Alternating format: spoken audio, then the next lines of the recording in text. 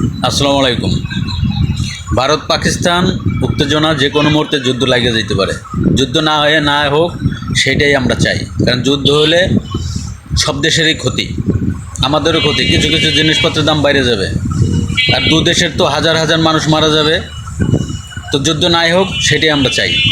এই যে আমাদের দেশের নিউজগুলা, ভারত পাকিস্তান নিয়ে যে নিউজগুলো করে, এই নিউজগুলোর কমেন্ট বক্সে দেখি আমাদের দেশের কিছু মানুষ কমেন্ট করে ভারতের এই অস্ত্র আছে, পাকিস্তানের এই অস্ত্র আছে। আরে ভাই, আমাদের দেশে কি আছে?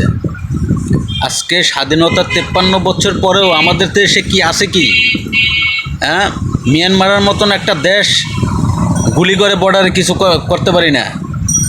কি আছে আমাদের দেশে? কোন সামরিক অস্ত্র আছে? কোন একটা উন্নত মানের অস্ত্র আছে যেটা দিয়ে অন্য দেশের সাথে যুদ্ধ লাগলে সেটা দিয়ে ঠেকাবে?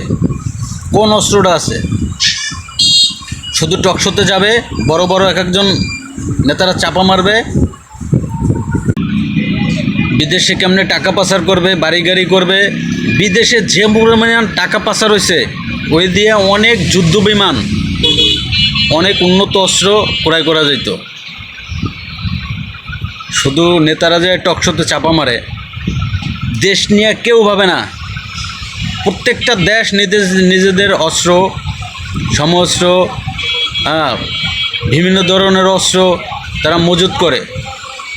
আর আমাদের দেশে চোর দুর্নীতিবাজরা মজুত করে বিদেশে নিয়ে বাড়ি গাড়ি।